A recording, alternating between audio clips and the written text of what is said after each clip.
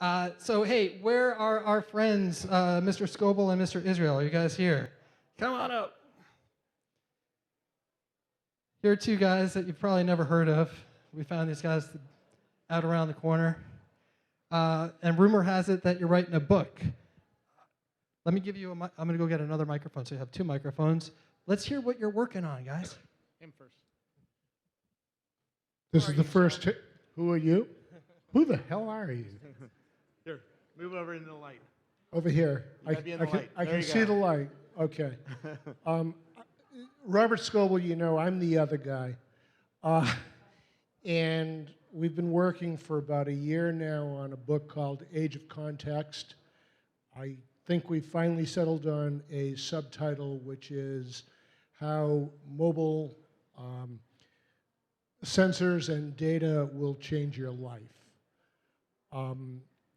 We're looking at 5 actually converging forces of technology. You know them already: mobile, social media, data sensors, and location-based technologies. And we spent a year or so far talking to over 1,000 people. It's a story that people in this room know a lot about the technology of it. We've looked for the stories that will be compelling to the rest of the 8 billion people on Earth.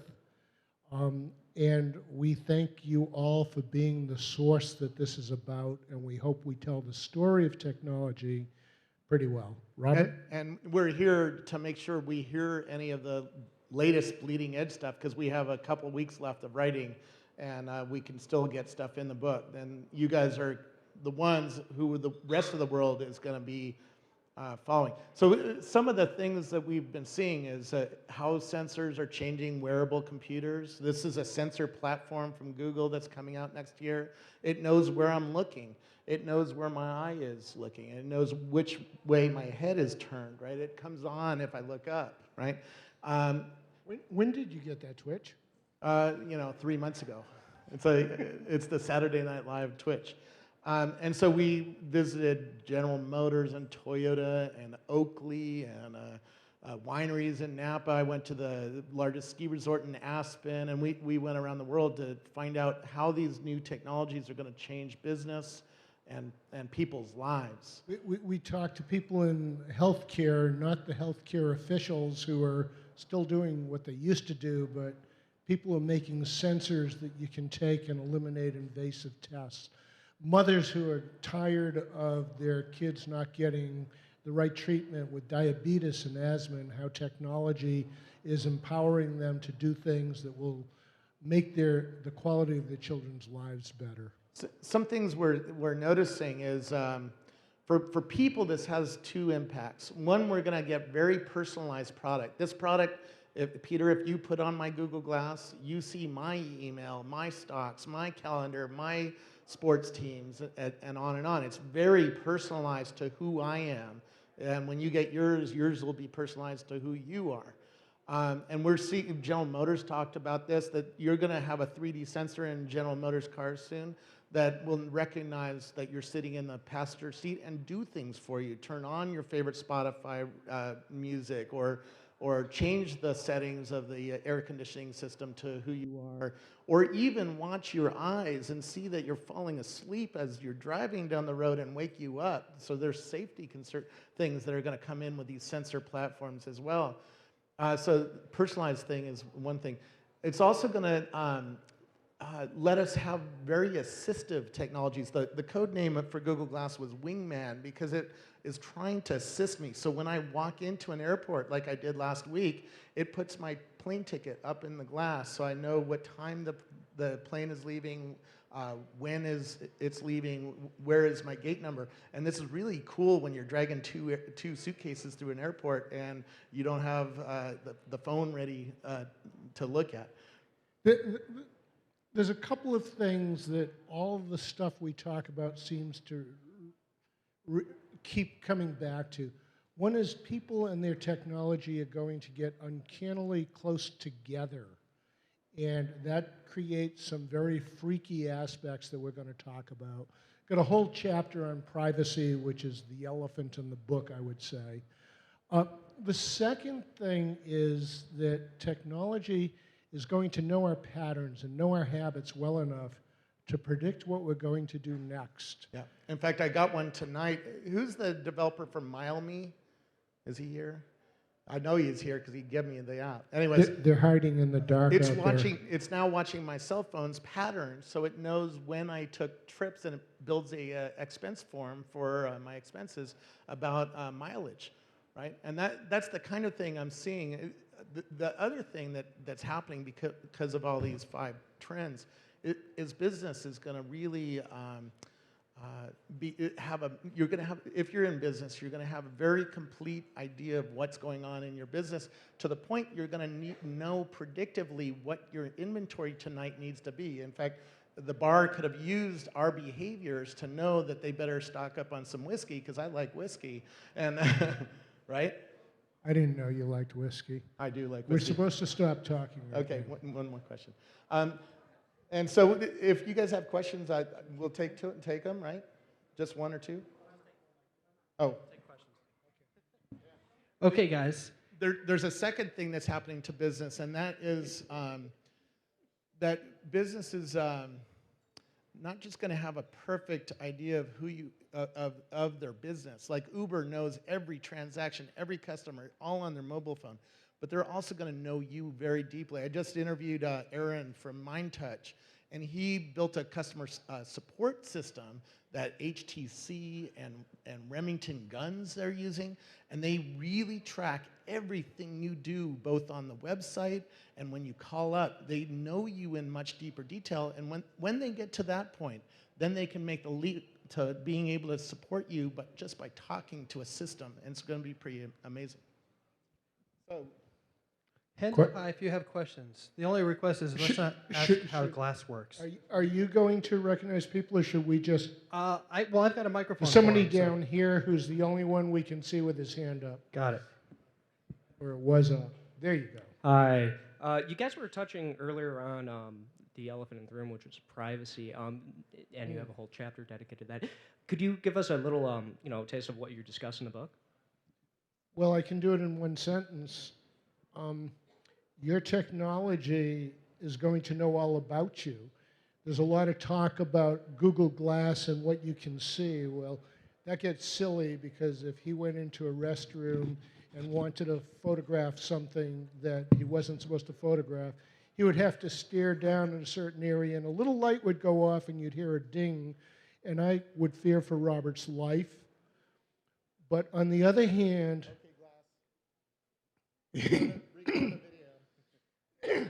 On the other hand, Google knows what he's looking at whenever he has that on. There is a sensor that is recording the data of everything he looks at. I just wanted to finish the sentence. Oh, well, you said it. Inside there's a 16 by 16 eye sensor, right? And it's watching your eye where you're looking, and it has not been exposed as to what it's doing, but it is watching me full time. So who owns that data is what concerns us. And even if, like Robert and I, we have a lot of respect for the people that run Google today, but who will run it 20 years from today? And can this be used by the NSA? Well, I think we know the answer to that. What about police and investigation? We probably know the answer to that. What about in a spousal dispute, when a husband and wife, one may be questioning where the other was one night? Can it be subpoenaed for that reason? These are unanswered questions. We conclude, to room the mystery, that there's so much wonderful stuff coming, so much transformative stuff to our lives, that it's worth it. But we try to say there are going to be some unintended consequences. There are some unanswered questions. There's a lot of nuance and complexity to how it'll shake out. Yeah. My wife wears a Fitbit, and she wears it in bed often. I have... Think about the data on that one. I have a sleep sensor that's monitoring my sleep now. I just got it last week. I have a Fitbit scale that's reporting how fat I am, on and on and on. And these sensors are getting so good. We saw a PrimeSense sensor from Israel, which is a 3D sensor that they made the sensor that, or they made the technology that the Microsoft Kinect uses. But now it's sharper, it's lower latency, it's cheaper. I just heard about another company coming out of Israel that's going to make an even sharper and higher quality sensor for less than $10. So General Motors, when they say they're going to put 4 of these 3D sensors in your car, that's very affordable for them, and it won't add a lot to the cost of the car, and it'll add a lot of utility. But that thing is doing massive stuff. You know the Xbox One this fall is going to be able to see your heart rate by looking at you. So it can tell how good you're engaging with their games, right? And more. It's a new area. Your home is going to be completely filled with sensors. Philips has a sensor going into a toothbrush that when you brush will know where you have a cavity and will send an SMS message to your dentist. Appliances are going to connect to each other. We found we wrote about 3, but I think we found 6 companies that have ways to do the holy grail of television. Find something that might interest you. But to do that, it has to understand your patterns and what you like to watch. Some companies will allow Scoble to keep the secret and not share with his Facebook friends that he has a passion for army wives. I have secrets? To answer the question, though, and we should take one last question and then get off the stage because our time's running out. We're going to see a new world of... oh, we're already out. Yeah, we don't leave easily. Shutting Scoble up is hard. We're going to see a new era of have and have-nots, not rich and poor, but people who are willing to give their lives over to the system to get new experiences in life. Sort of like we all chose to get a Safeway loyalty card, right, and use it to get $2 off a bottle of wine or $3 off a package of hamburger meat, right? The new world is there's going to be people like me who are going to totally dive into the system and give it everything. And there's going to be people who don't want to do that, and they're going to be at a disadvantage in the next society that's coming up. That's when we'll put the chips in them, and then that'll be fine. It's coming. I just hung out this weekend. This book, it goes on and on. This weekend I was hanging out with brain scientists, surgeons, who are already putting probes into people's brains to change their behavior. They showed me a patient that had Parkinson's, and he couldn't hold his hand still. He turned on the probe, his hand went still. It's amazing stuff, and think about where that's going to lead in 20, 30, 40 years.